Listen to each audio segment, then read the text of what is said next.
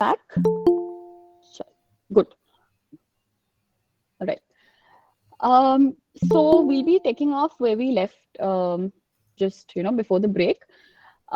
Essentially, so far, let me just share the screen once before we start.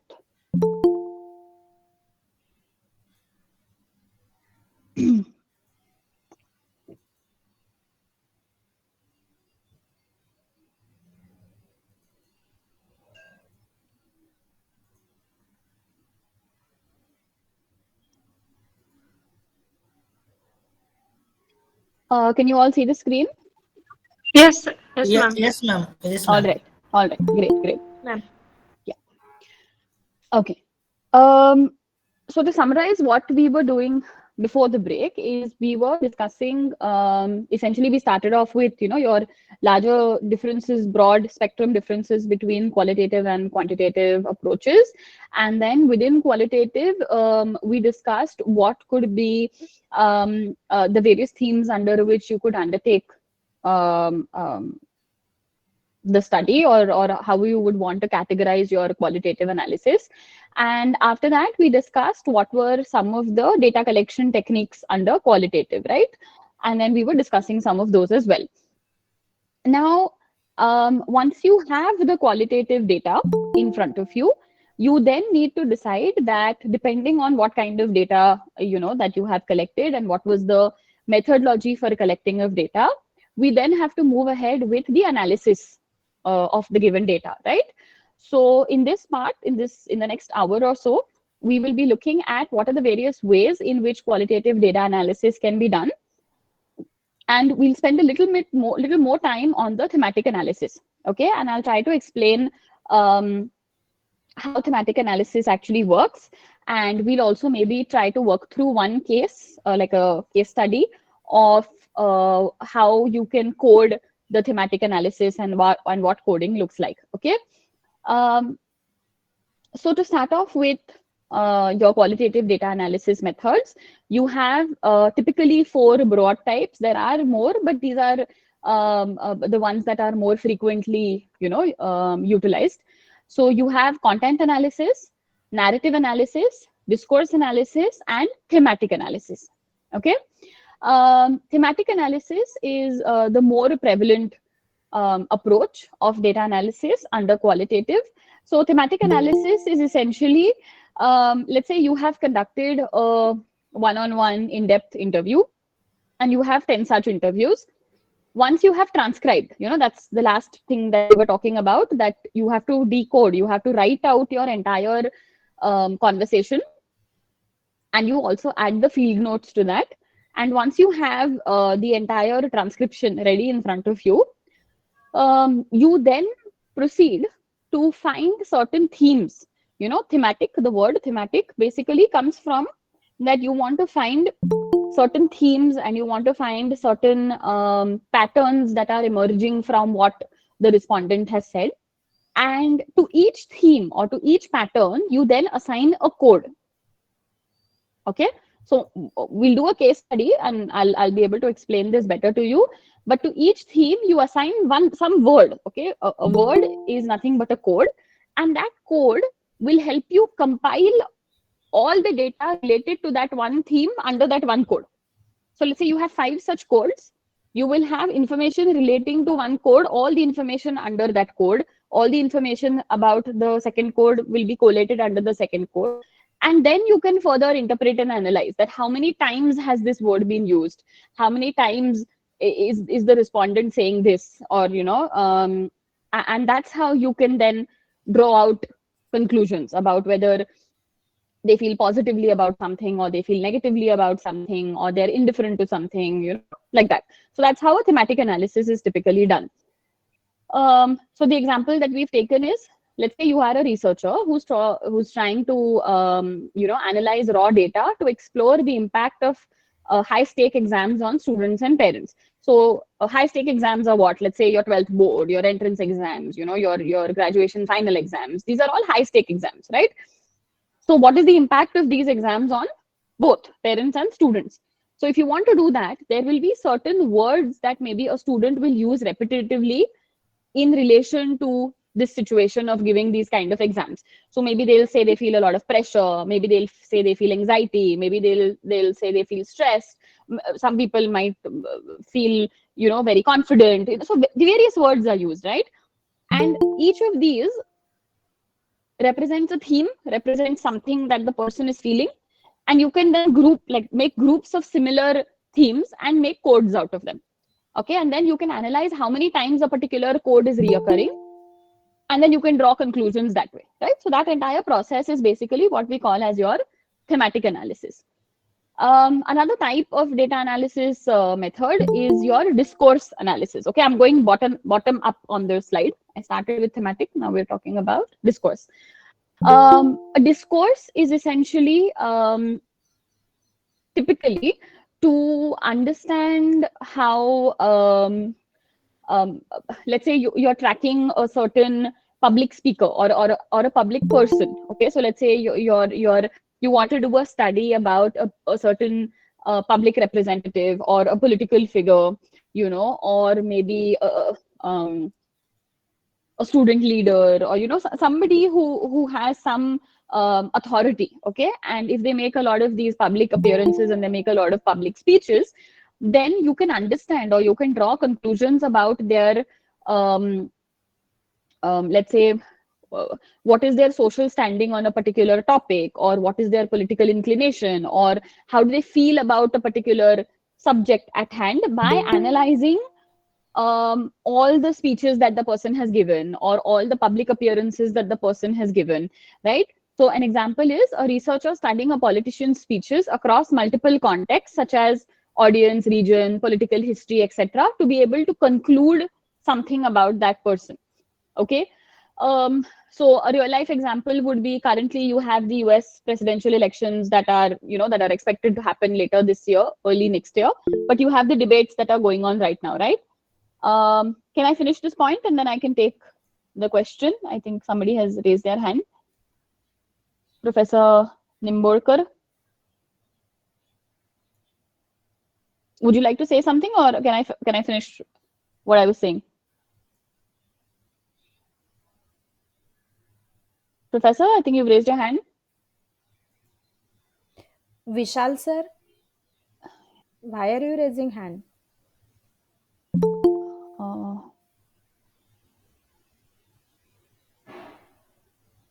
Continue. Okay, I guess not. Yeah, I guess not. Okay. Mystically. Yeah, sure.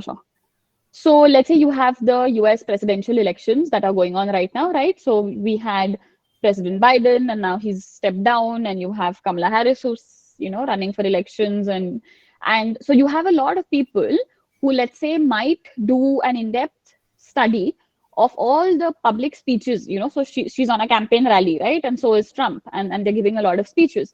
So you have researchers who do an in-depth analysis of every speech that they give, to analyze, let's say, what is her stand on migration policy, or what is her stand on women employment and women education, and so how would you do that? The kind of analysis method that is undertaken is what we call as a discourse analysis.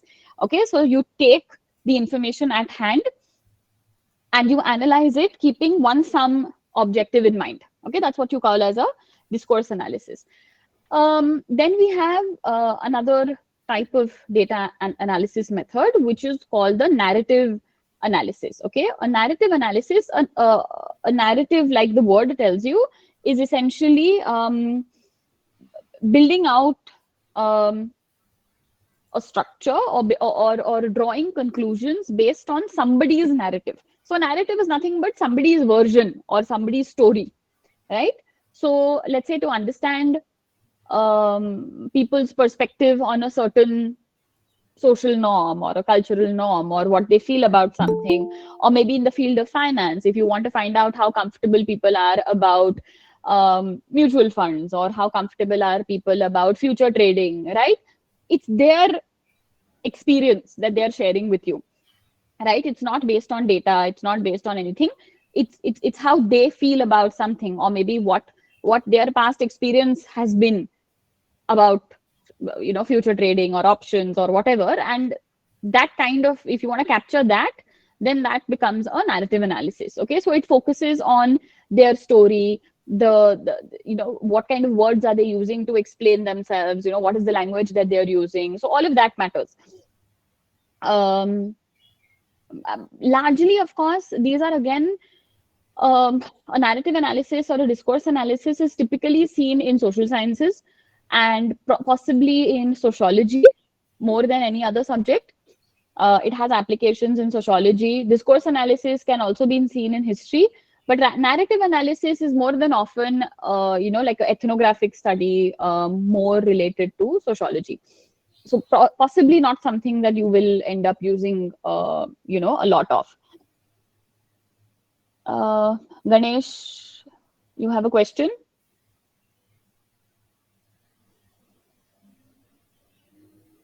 No, ma'am. Oh, okay. Take it. All right. And the last type of data analysis method is what we call as content analysis. Okay, so content analysis is basically, you look at the text in hand. Okay, so let's say you either conducted a focus group discussion, or you conducted in-depth interviews, or you have, document analysis, and you look at the patterns that are emerging from the text in front of you, and you group them into certain concepts and themes, and then you determine what those words or themes can mean. Okay, so sometimes you want to examine the language used in a journal article, and you want to, maybe if you want to study biases, okay, you want to see whether these particular people who are writing something about a topic are biased against either a certain gender, or they're biased against a certain income class, or they're biased against a certain ethnicity or a caste or whatever. There would be certain themes and certain words and certain patterns that will emerge. And that's like searching for those themes and searching for those patterns is basically nothing but content analysis. Okay, so you can have four, typically these are the four methods that are used. Of these, of larger prevalence is the thematic analysis. Before we talk in depth about thematic analysis and we look at a case study, let's also understand how sampling is done. Okay, I'm sure you all have done sampling for quantitative techniques. So, we won't spend a lot of time. Let's very quickly go through, because we were talking about sample size in the previous hour. We can also finish talking about how you would go about the method for selection of sampling. So the first one is, of course, convenience sampling. Okay, now convenience sampling is typically not something that you will find in a quantitative approach. But in qualitative approach, convenience sampling is something that is allowed and accepted simply because it's possible that you're undertaking a qualitative analysis because a lot of secondary quantitative data is simply not available. And you have managed to identify the few people who are relevant to the topic or to the study or to the problem that you are looking at. And so you will, of course, only have to interview them. You can't do a random sampling. That will not work, right? Because specifically the people you want to interview. Let's say you want to interview survivors, let's say a particular type of cancer, and you want to interview survivors, right? You can't do randomized sampling, no, because random people have not undergone that phenomena and they will not be able to give you any information about it. So it has to be purposive. It will be a combination of purposive and convenient sampling. So convenient sampling, basically, you will select participants who are most easily accessible to the researcher, and secondly, either it could be because of geographical proximity, it could be availability, it could be a time constraint, or whatever. An extension of the example that I gave earlier is also purposive sampling, right? Purposive sampling is basically where your participants are grouped according to some predefined criteria. So like I mentioned, if you need a certain, if you need people who have had some common lived experience, then you only have to seek out those people, right? You can't randomly talk to people on the road. That's not going to help you. Okay, so you have a predefined criteria, and based on that criteria, you will interview those people. So sample sizes are determined based on theoretical saturation, so where do you have a lot more people belonging to this particular, preset criteria. Um, Asha Bhutekar, do you have a question? Or do you want to add something?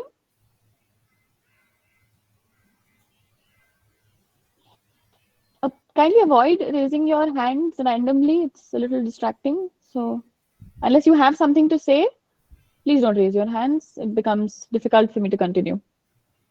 All right. So is purposive and convenient sampling clear? Can anyone maybe give an example of where purposive sampling might be useful? So for example, I think it was Akash, right, who mentioned the automobile industry in the previous. Customer satisfaction. Yes, Mr. Thorat? No? Okay. So Akash, are you here? Is he on the call? Probably not. Akash, Akshay, sorry, am I messing up the name? Somebody was talking about the automobile industry example, right? Last time, that's something that they're working on. Is the person on the call? Yeah. No. Okay, fine. So in his example, in his case, for example, if he Just joined, maybe it was disconnected. oh, okay. Okay, so if you're here, then this is more relevant for you.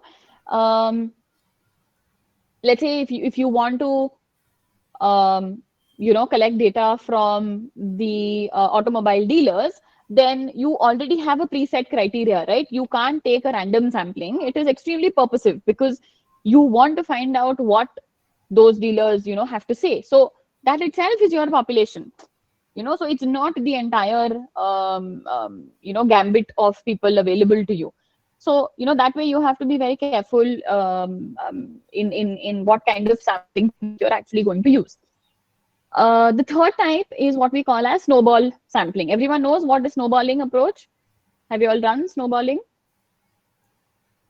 Yes, ma'am. It's like having references from others and then taking them as sample. Correct. So snowballing typically works in both ways. You can do it for quantitative as well and for qualitative as well. So essentially, you have identified a few people who fit, who are relevant to the topic that you want to study, and then you sort of network your way into finding more similar people. You use networking. And lastly, the type of sampling technique that we have is what we call as quota sampling. Okay, so quota sampling typically is that you have pre-decided, okay, that how many people you want in your sample to represent a certain characteristic. Okay, and then you only look for people with those characteristics, and you only find those many people. So let's say I want to, have in-depth conversations with a total of 20 people, but I've pre-decided that I need 10 women and 10 men, and I need 10 women with a certain level of education and 10 men with a certain level of education who all belong to one particular district. Now, therefore, even if I find the 11th woman, that's not going to help me because I only need 10. That is the quota. Okay, or I need people who are, let's say, graduates in a particular subject. So, I have predefined the quota and, what limits and, how many people I want from, what kind of representation. And then purposely, I will only find people who fit that particular representation. Okay. So the sampling technique in qualitative, therefore, looks slightly different than how you would do sampling in your quantitative studies. Okay. All right. Is somebody keeping an eye out on the chat box? If there are any questions, please let me know. Is sampling clear, everyone? Excuse me, Yes, ma'am. ma'am. Yes. Yeah. I have a Yeah. question. Ankita, yeah. My topic is study of selected healthcare programs offered by the primary health centers of Udupi district, which is situated in Karnataka. So I would like to study the response or the perception of the people towards the services offered by the primary health center. So while selecting the samples, which sampling method should be used, ma'am? Which will be the suitable sampling? As the You population is want, around 1 lakh. okay. So how ठीक should है, I ठीक है. proceed? एक तो I think you will need to have a mixed questionnaire. because there are some questions which will be fairly direct. So let's say you definitely only need to interview people who are accessing the primary healthcare centers, because even within is this in a district, or did you say district or village? Yes, What? yes. District. District place. Oh my God. Okay, Yes, fine. So then the district is fairly large, na? So the district place will also have private healthcare centers. yes, So your population is then not the district population, but the population of people who are actually going to the government healthcare centers. yes. है ना? So how I should go ahead with the selection of the sample? Um, Which method should be used? your method would typically be, okay, see, what is your question again? You want to find out how are people responding to government schemes, public Yes, healthcare yes, schemes. exactly. Yes, yes, yes. Okay, okay, okay. Um, so typically, if you visit the primary healthcare center, you will be able to get some kind of data on who are the people who often come there, right? Yes. Okay. That's one way to go about it. And then you can probably have, you could do focus group discussions, I think, first. See, you will have to do an immersive study. You won't be able to do this sitting over here. I mean, I'm assuming you're in Pune, Okay. okay? I don't know where you are. Yes. But, Okay. I am in um, Pune, but my native place huh, is Udupi, so I have huh. to travel there, You will have to and I have. travel there. Correct, correct. Yes. See, what you can do is possibly, and you might want to think a little bit more about this. You can conduct one level of data collection, which is just sending out a qualitative, structured questionnaire first, okay, to as Okay. many people possible, using maybe even snowballing. Because if your family is from there, they know people. If they just circulate it, okay, Okay. Okay. and then look at the kind of data you're getting, and in that you can ask structured questions about, let's say, do you uh, where do you obtain your primary healthcare from? So government, public private mix, private. Then Okay. only Okay. private wale jo hai, you can eliminate them from the qualitative aspect. You can Okay. keep them Okay. in the quantitative, because then you can maybe make a case and say that, okay, let's say, um, and I'm just like hypothetically giving numbers over here. I have no idea what it looks like in Hubli, but let's say you find out that in the district, 30% of the population is going for private healthcare. Okay, so then of the 60 who are using public healthcare, you can then ask further questions about, okay, why is it that you prefer this to private? Okay. Is it Okay. cost? Is it access? Is it closer to your house? Is the private one not accessible? Mostly it will be cost constrained. Yeah. Yeah. है ना? And then once you visit there in person, then you can have focus group discussions using the same, then using purposive sampling, because then you have Okay. identified people who are only visiting public, and then you want to find out actually about how they feel about the programs. Are they getting access to programs? Which program is better accessible? Or how are Yes. the Yes. programs advertised? है ना? So for all of Yes. that, Yes. then you can do purposive sampling. And Okay. quota or anything doesn't matter to you, because the gender of the person or education or nothing matters to you.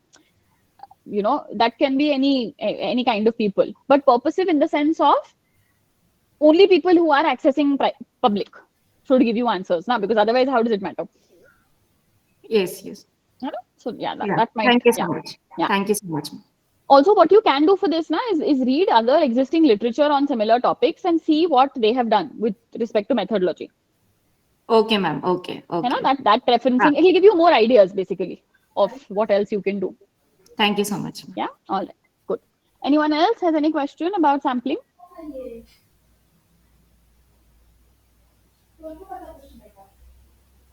नहीं? Okay, ठीक है. All right. We'll come back to the cases later. Okay. So now, how do you interpret the documents and the material that you have got? Okay, or the data, or so you've done your sampling, you've collected your data, you've used certain types, of techniques for data collection. Then the first thing that you need to do is, of the different types of documents that exist in qualitative research, what are the techniques that are used for the interpretation. Okay. So like I said, thematic coding can be one thing, discourse analysis, content analysis, and contextualization. Okay.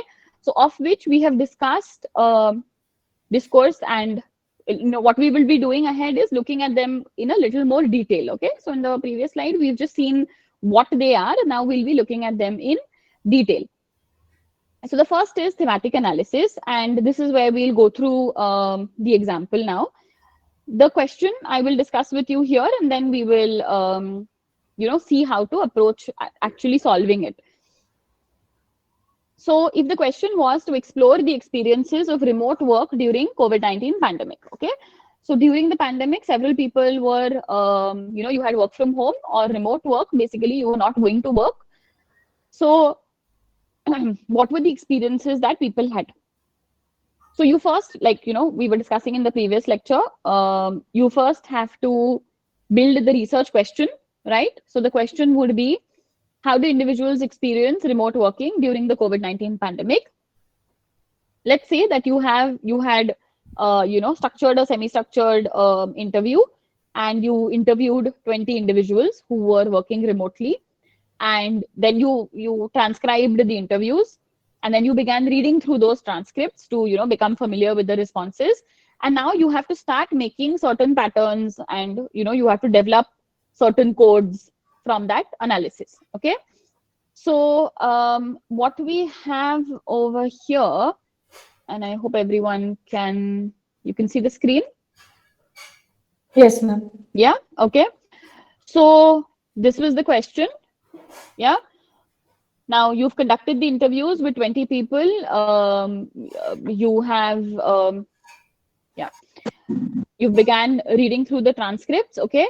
So now the first thing is to generate the initial codes. Okay. Now the initial codes may not necessarily be the codes that you end up with at the end, but the first things that you start reading, you just start making certain codes that come to mind. Okay. Given the kind of transcripts that you have. So what could be certain meaningful sentences or meaningful words that people are repeatedly using? So let's say you read through one or two and you develop first few codes. Okay, so let's say you've created, one of the codes is called work-life balance. Another one is called technological challenges.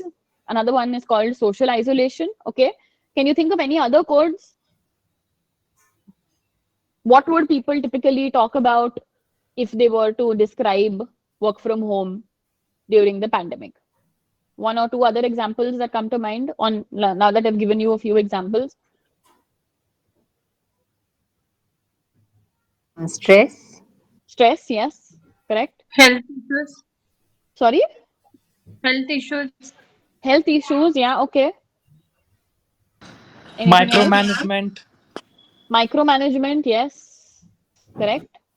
Okay, good. So yeah, keep those in mind. Okay, and then as we go ahead, we'll see if we can club some of those together. Okay. So let's say in your transcription, you find something like this. You find a quote, because this is like a conversation, right? You've spoken to people and people have told you things. And now what people have told you, you have to codify that. You have to code that with some of these codes. You have to attach what people have said to some of these codes that you have generated.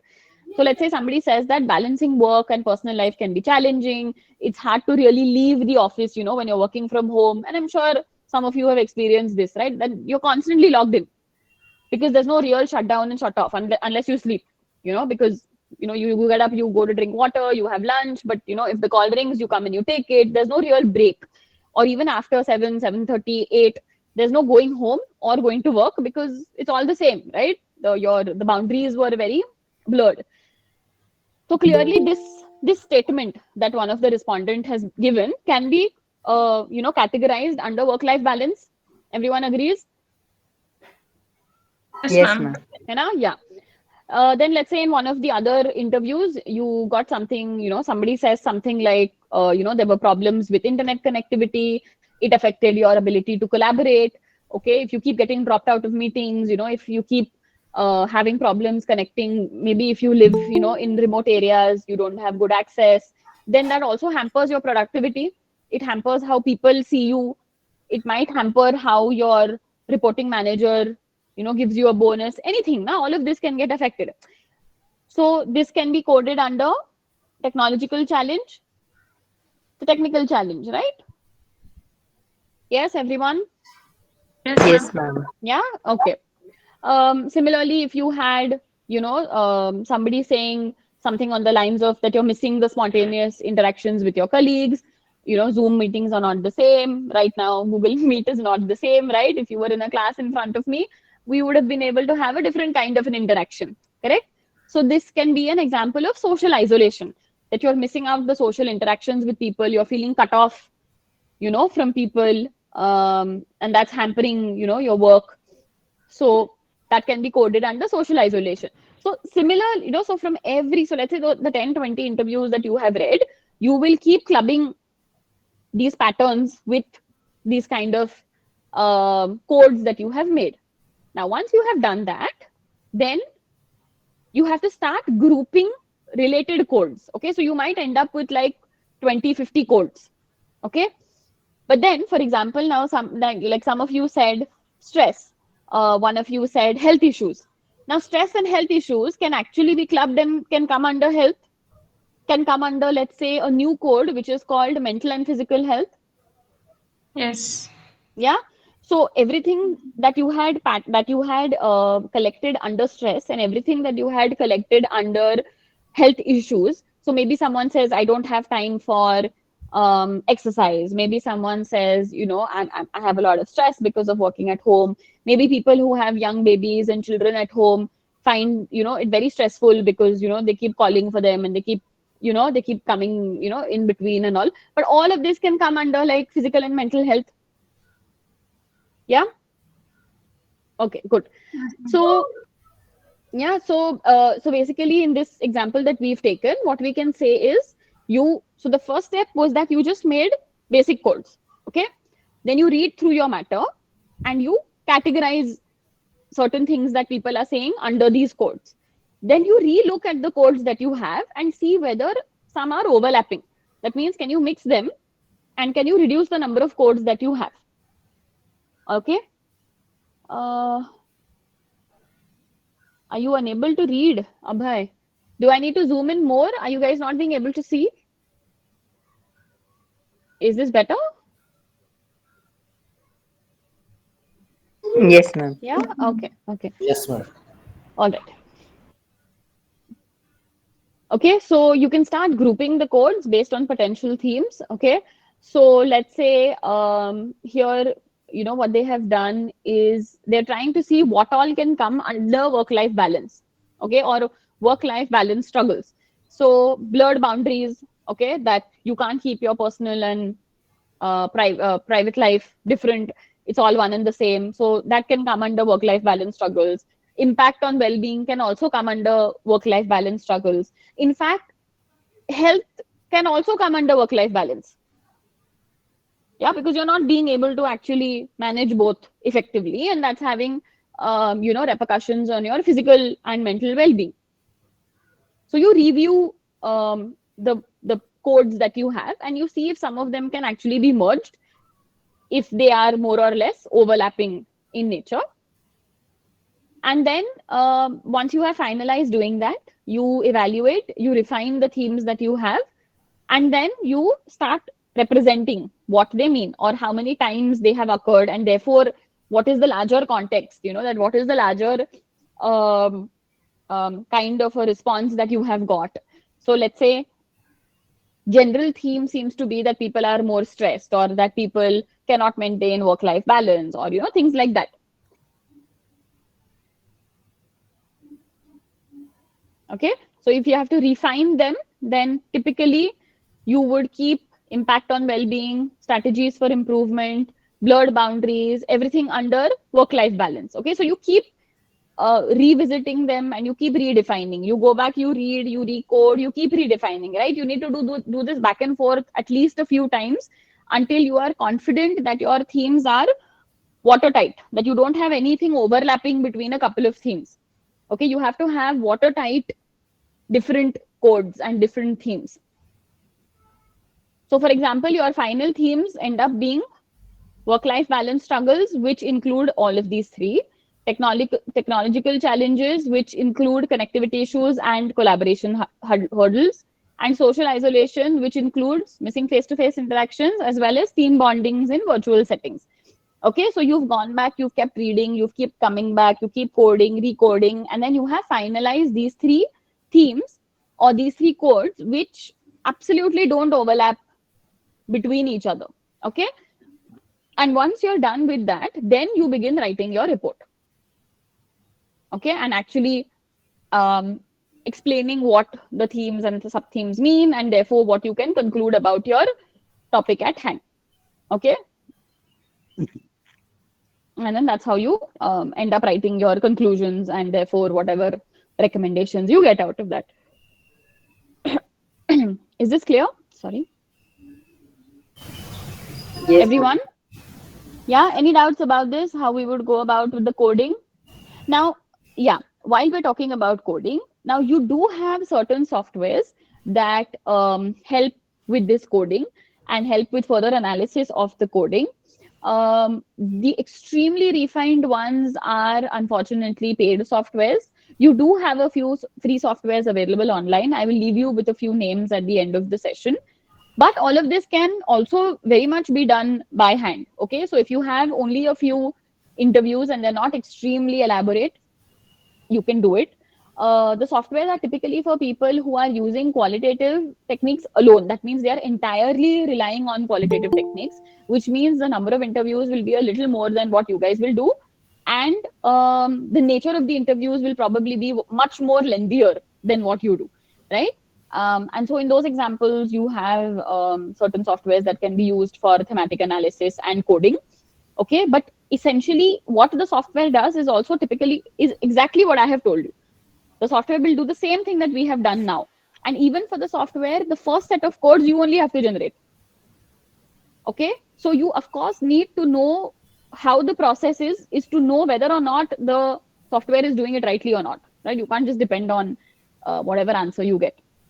Okay, so is it more or less clear how we develop codes and how we attach themes to a certain code, and then you have to keep reworking and readjusting the themes such that they are in watertight compartments, basically, that they don't mix. Okay. Those of you who had asked me to keep it bilingual, Karta, anyone wants to ask a question in Marathi, I'm fine with that as well. Don't feel shy.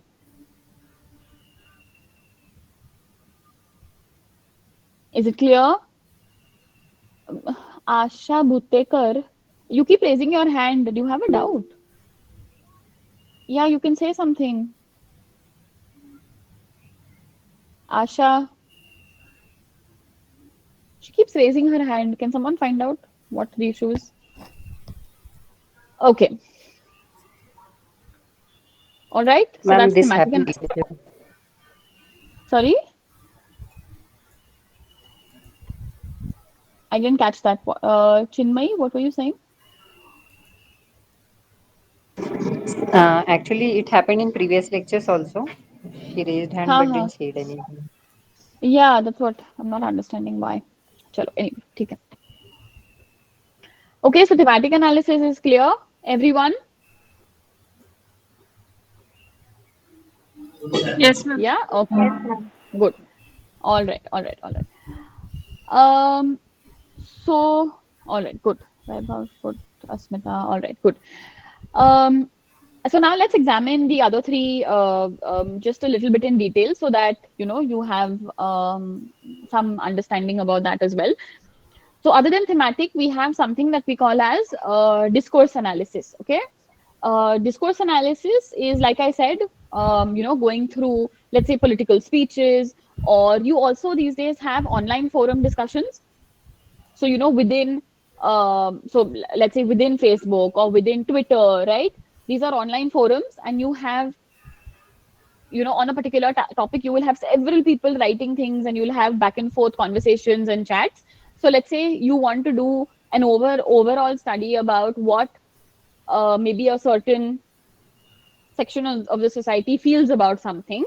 You can also do a discourse analysis by analyzing certain community forums and seeing what they're writing about, or what is the language that they use to talk about a certain topic. This is more than often done for like um, um, at the time of elections, or at the time of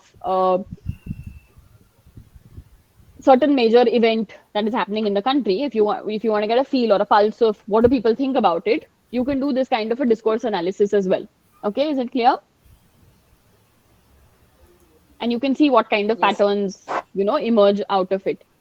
Then in content analysis, typically the examples where content analysis would be undertaken, and I'm doing this so that you get some idea where you could use these strategies. Okay, so typically content analysis is in let's say advertisement analysis or academic research paper analysis. Okay, advertisement analysis would work how? You see a series of advertisements maybe over the years by a certain company, and you want to see maybe how they've changed their strategy. So by analyzing the content, it tells you a lot about how do they want to project themselves, okay, as a brand, as an idea. How is it that they want to portray themselves? Okay, like for example, you guys know that Surf Excel ad,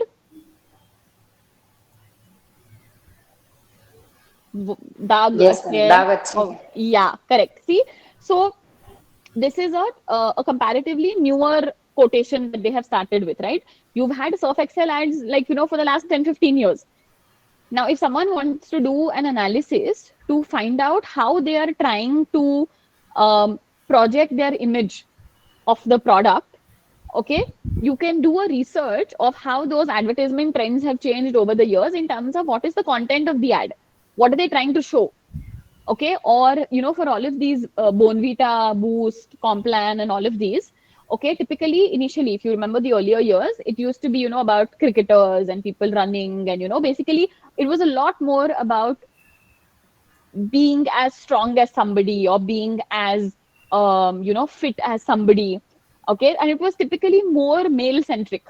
I don't know if you remember, at least when we used to be younger, typically it would be like a Sachin Tendulkar, or somebody playing tennis, or a bowler, or somebody, and then you become strong like them, and whatever.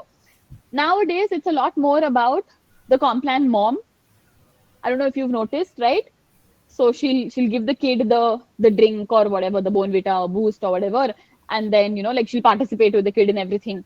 So they also keep up with times. They also understand how gender roles have changed. They also so these kind of nuanced studies can also be done through, let's say, advertisement analysis, to understand how the company is trying to project their brand or their product, or how their target audience is changing. Maybe that is also a lot of times depicted through these kind of ads.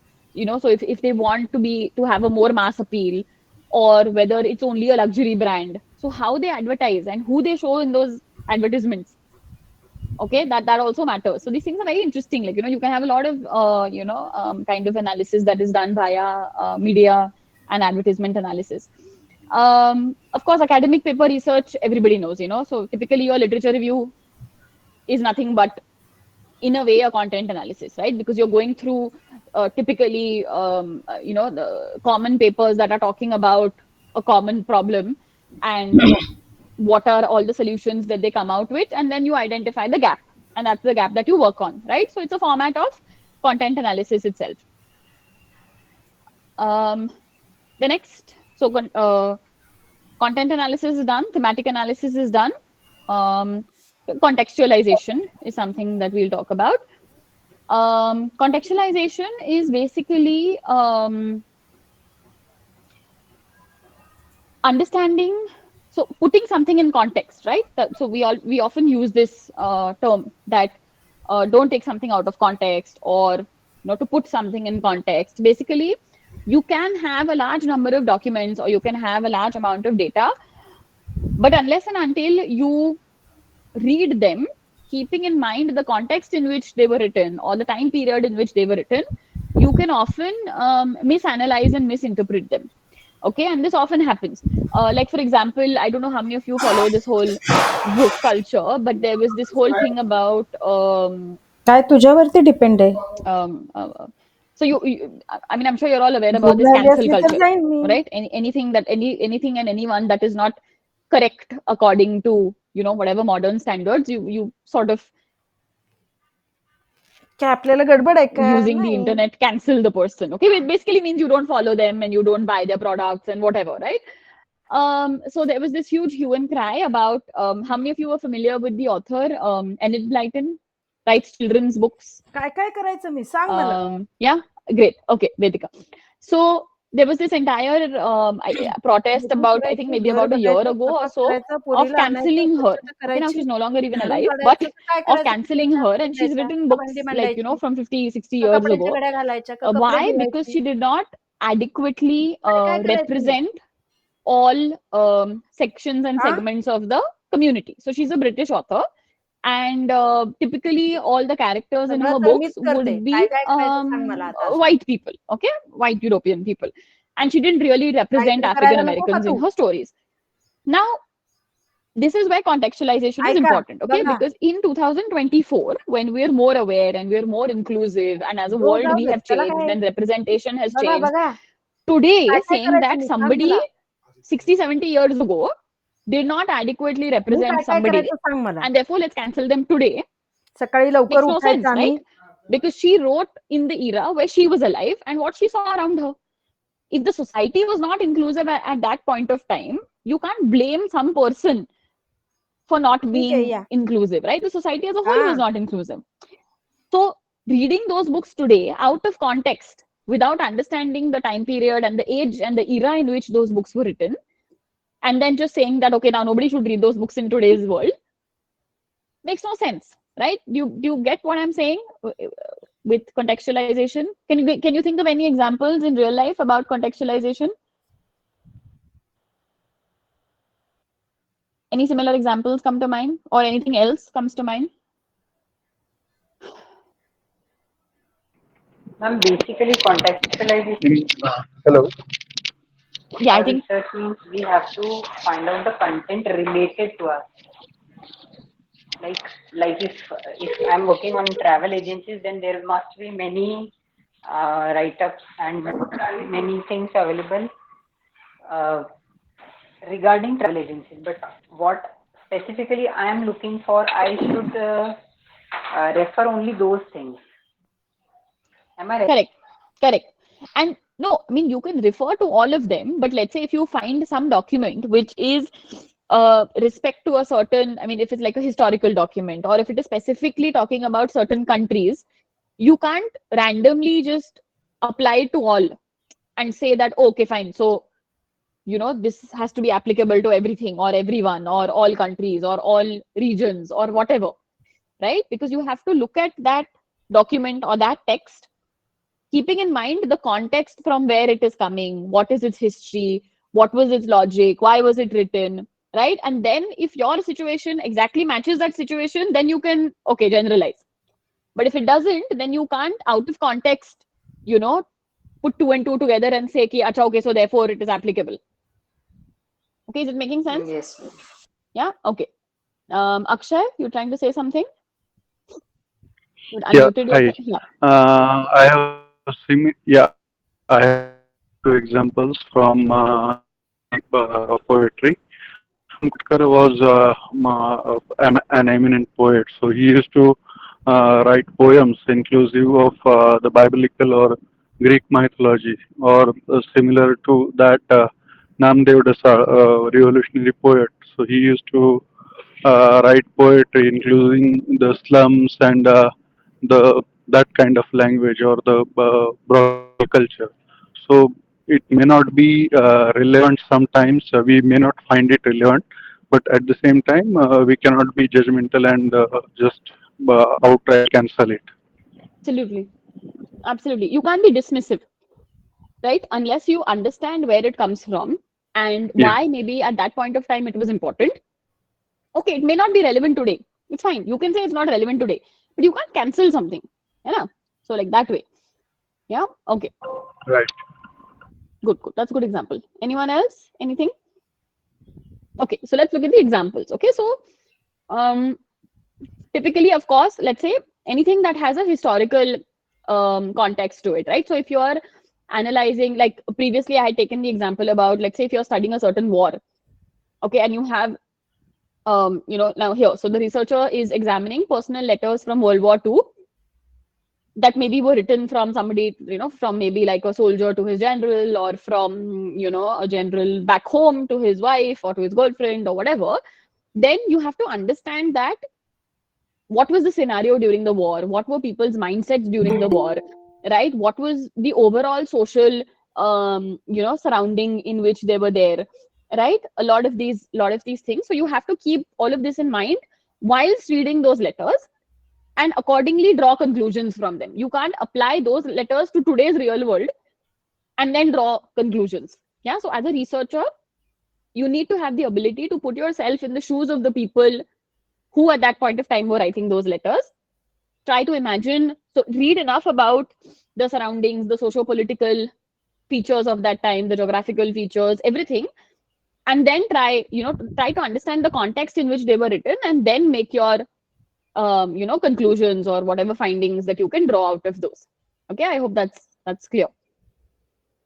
Or for example, another example that we can take is, let's say when you're looking at legal documents.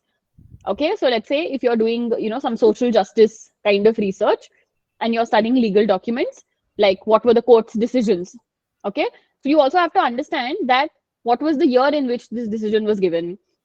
What was the social context at that point of time. Okay, maybe given the cultural norms and given the legal norms of that era, it is possible that that particular judgment was extremely revolutionary for that time, but in today's context it might seem outdated.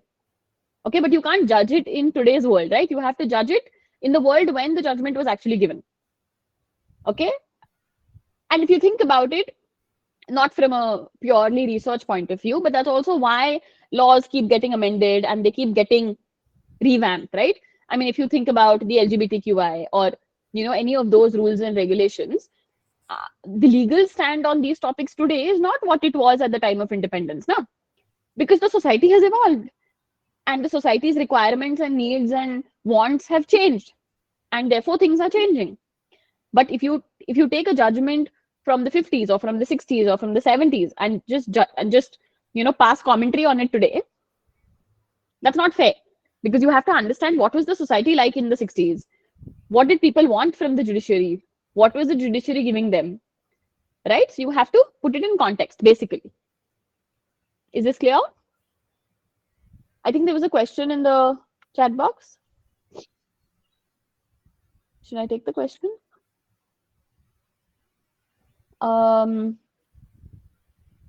You want me to take the question at the end? Okay, fine. Abhay, then can you just raise your hand or something at the end and remind me? Sure. Yeah, that'll be great. Okay. Right. So these are again these are similar cases. I think we're a little short on time, so I won't spend a lot more time on cases.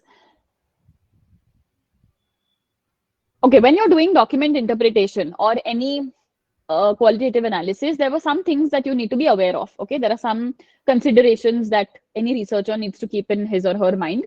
The first is, of course, what we call as bias awareness.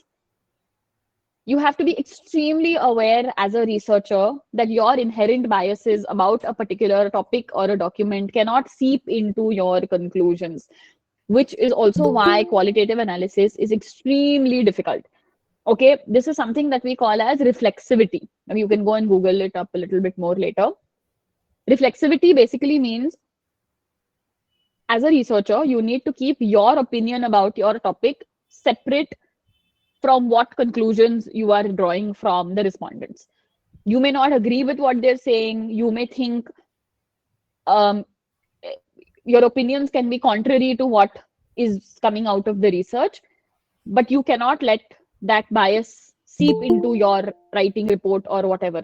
Basically, you cannot fudge the process in any which way because you feel about it in a particular manner. And there are various exercises that as researchers you can undertake to keep your biases and keep this reflexivity away. Okay, a very basic thing is journaling, right?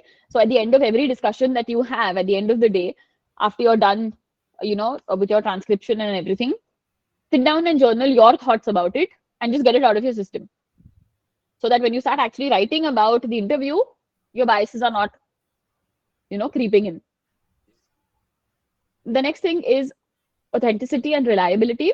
So you have to assess the credibility and reliability, and this is more for document analysis. So let's say if you're doing like historical document analysis, you have to first verify the authenticity of those documents. You cannot take them for granted, obviously. So you have to make sure, like, where's the publication? This is true also for any content analysis, by the way. You have a lot of fake news these days, a lot of fake media. You have bogus publications. So be extremely careful even in your literature review. Don't randomly use ChatGPT for lit review. Trust me, if you don't give the prompt right, even your ChatGPT 4 can give you, it creates papers, like papers that don't exist. It will give you a citation also. And if you try to find that paper, you won't find that paper anywhere. So be extremely careful, and use AI for, in places where it really reduces the time and effort, but be smart and, please understand, that it can also be wrong. So cross check what you're doing. Which brings me to the third point, which is cross verification, right? So compare whatever information you're getting across various platforms and various documents to make sure that more or less you're getting the same story, then it's authentic, basically. All right. Don't think we have time for personal narrative versus reflexivity, so let's not go into that right now. Very quickly, let's look at some other forms of qualitative data collection. So what we've looked at so far is either the interview or the focus group discussion method, or document analysis. A third type is visual methods. Okay, so you also have what we call as photo analysis or video analysis, which is also extremely relevant and extremely accepted form of qualitative data. Okay, so visual data, that's what we call as visual data. So it can be, the form can be photography, videography, it could be artifacts. Okay, so for a lot of historians, or let's say archaeologists, right, it's actually the ancient sites and monuments and artifacts or paintings that are the source of information for them, right? So types of visual data, those are visual data.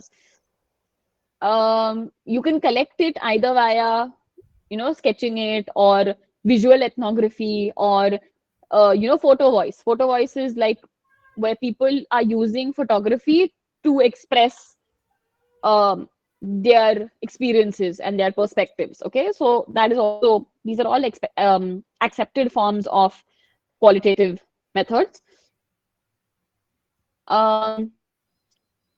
So yeah, again, the approach is the same. Ethical considerations, again, I've spoken about the ethical considerations. You have to take informed consent. Okay, what is informed consent? Basically, you have to describe and ensure and be very careful that the participants understand what it is that they're getting into. Anonymity and privacy is extremely important. Okay.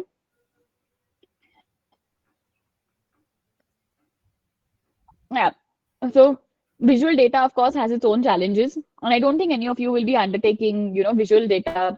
All of this is typically more, either for people, students of history, or again sociology, right? Because how many of you know what is graffiti? Anyone can tell me what is graffiti? Graffiti art, graffiti writing. Okay, so graffiti is basically a format of self-expression of, maybe you're not happy with the political sentiment, or you're not happy with, it's more of a form of a social expression by drawing or painting or writing on walls. Okay, like in social public places, you have your spray paint canisters, and you have graffiti artists. Okay, these are people who can draw out extremely big, images, and they will write, things against certain social evils or certain social things that they think are not good. And that's also considered to be a form of expression, and that's also considered to be art. Again, not so much in our country, but a lot more in the European countries, and especially in the US, you find a lot of this graffiti art that exists. So capturing that is another form of, you know, qualitative data gathering as well. All right, yeah, I think with that, we're more or less at the end of,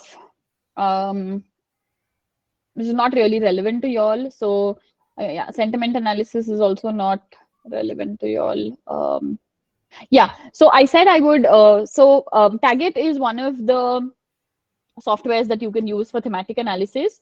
And I think there was one other than that as well. I don't think I have the name over here with me. No, I don't. Yeah, so you guys can use Taggit if you want to. But like I said, basically what we have gone through in terms of thematic analysis is, more than enough for y'all to be able to conduct thematic analysis, the case study that we went through. All right, yeah, that brings me to the end of what I was supposed to do with y'all today. Overall, any doubts between both the sessions? Because yeah, it's 5, yeah. Abhay, yeah, I'll take your question. Yeah, that I can see in the chat box. Any other comment in general? Anything that you would want me to talk about? Else, I'll take Abhay's question and then I can open it up for other questions. Okay, you can think about it. I'll take Abhay's question in the meantime.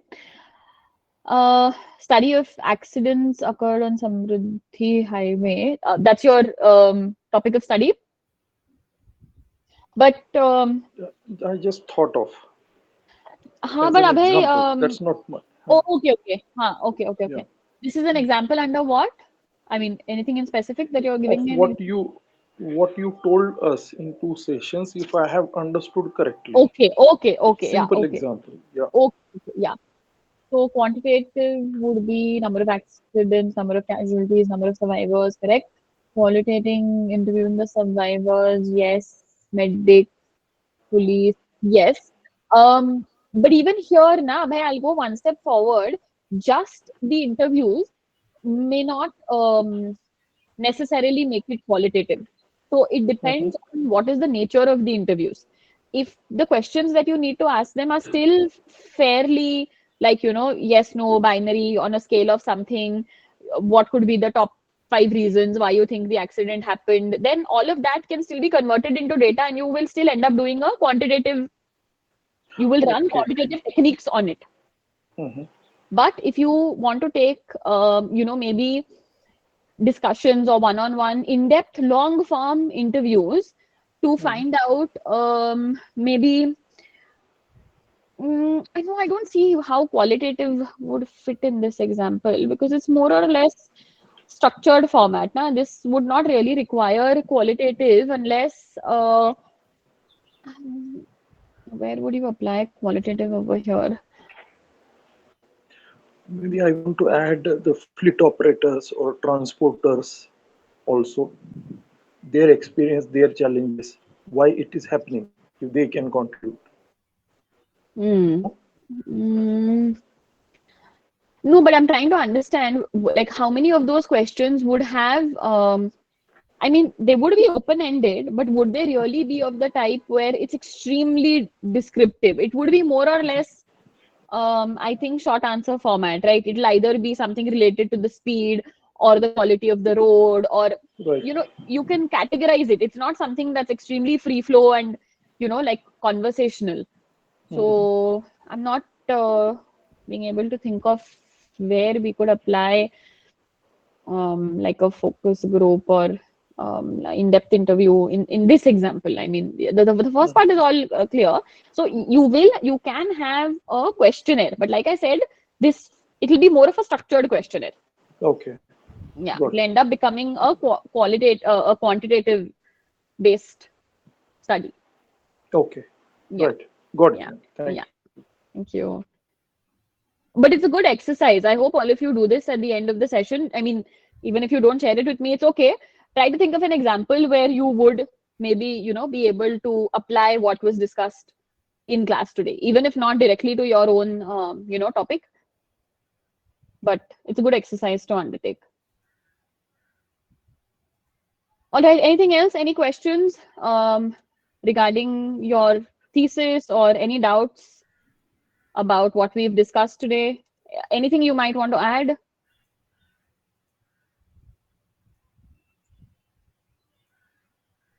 No, ma'am. All clear? Very good.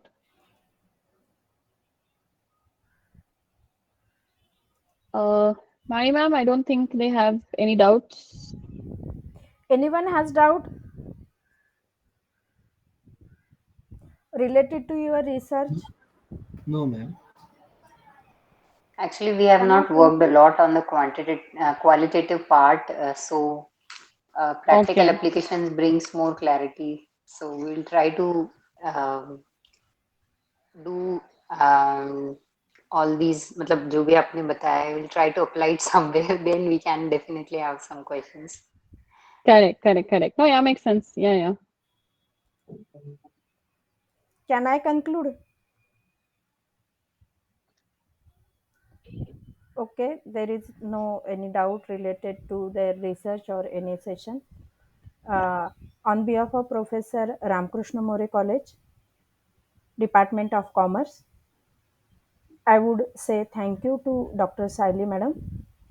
She is delivering 2 sessions related to coding and thematic analysis. Thank you again. Thank you very much, ma'am. Thank you. Thank you. Thank you so much. Thank you. And all the best to everyone. Thank you. Thank you, ma'am. Thank you. Scholars, you can give your Thank you, attendance. ma'am. You can leave now. No problem. Thank you. Thanks, ma'am. Thank you, madam.